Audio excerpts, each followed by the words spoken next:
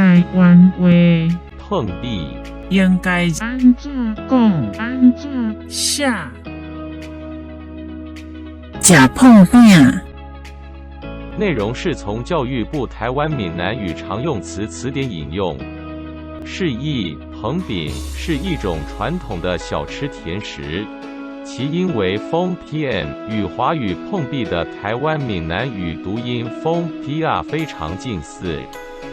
因此，食蓬饼的意思就是兼取华语碰壁之意。